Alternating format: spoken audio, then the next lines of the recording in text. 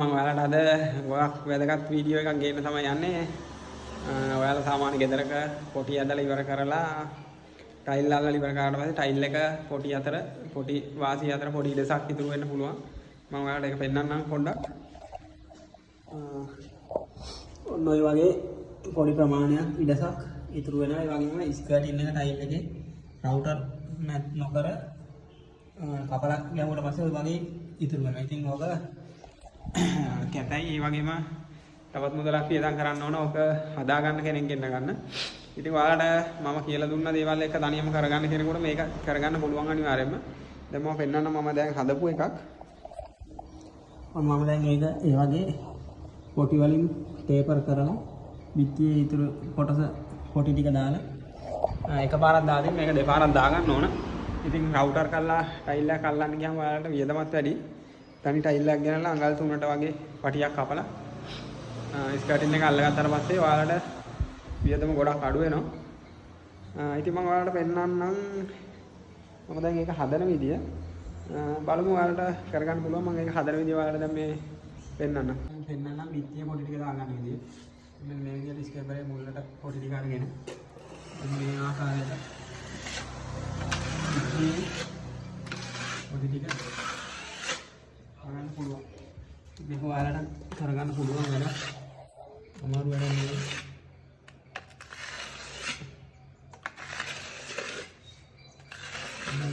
ඒක වේලුවම තව පාරක් දාගන්න. මේ පාරක් දාගන්න ඕන.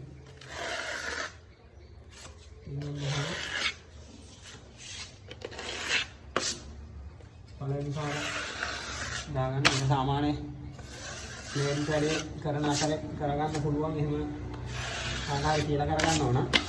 නැත්තම් ප්ලේන් වැඩි දැම්ම කරේ නැත්තම් මේක ඔයාලට කරගන්න පුළුවන්. අමාරු වැඩක් නෙමෙයි. ඔන්න ඔය විදිහට දාගන්න. මේක අනිවාර්යයෙන්ම ඉතුරු වෙනවා. මේක මේ කාගවත් වරදකින් වෙන දෙයක් නෙමෙයි. මේක සාමාන්‍ය හැටි. මම ඔයාලට පෙන්නන්න දැන් මම මේක දාලා වේලගත්ත තැනක මේක ඉස්සරහින් හදන විදිය බලමු. කලින් පොඩි දාලා බිත්තිය වල පොඩි දාලා වේලගත්ත තැනක ස්කර්ටින් එක රෙඩි ටේපර් කරන විදිය.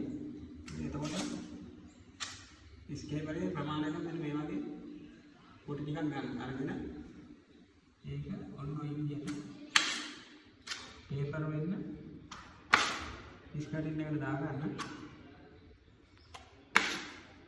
ඔන්න ඔය ආකාරයට මේ සුම් කර දෙන්න මේක.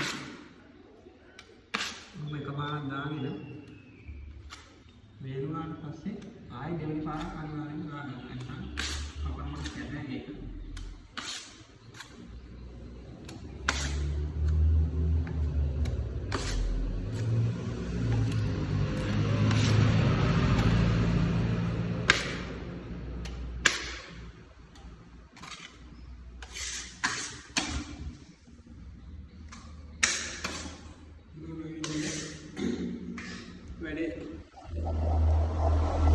කරගන්න පුළුවන්.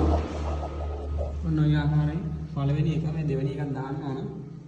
දෙවෙනි එක දැම්මම පස්සේ ලස්සන කරන්න පුළුවන්. මේක ටේපර් හැඩයට ගන්න.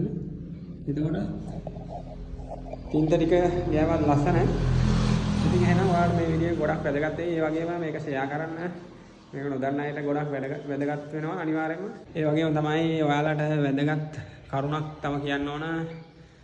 මේ මාසේ 18 ඔක්තෝබර් 18 සවස් 2 ඉඳලා 4 වෙනකන් ගාල්ල යටගල රජමහා විහාරස්ථානයේ තමයි අපි අපේ වැදගත් වැඩසටහනක් සහ හන්තාන සඳගිරි සෑය නිර්මාතෘ පූජ්‍ය ගංගසිරිපුර ධම්මාලෝක හාමුදුරුවන් විසින් සංවිධානය කරන ජීවිතේ ජය ගන්න වැඩසටහනක් ඔබ වෙනුවෙන් පවත්වනවා. ඉතින් සෝෂල් මීඩියා හරහා අපි වගේ ඔයාලටත් ඔබගේ ව්‍යාපාරය ඕනම දෙයක් තමන් කරන්න බලාපොරොත්තු වෙන සහ කරන සියලුම දේවල් ඉදිරියට ගෙන යන්න කියලා දෙන ලොකු වැදගත් වෙනසටහනක්. ඉතින් ඔයාලා සම්බන්ධ වෙන්න ගාල්ල මාතර හම්බන්තොට ඔයාලා වෙනුවෙන් තමයි මේ දකුණු පළාත තෝරගෙන මේ වැඩසටහන කරන්නේ.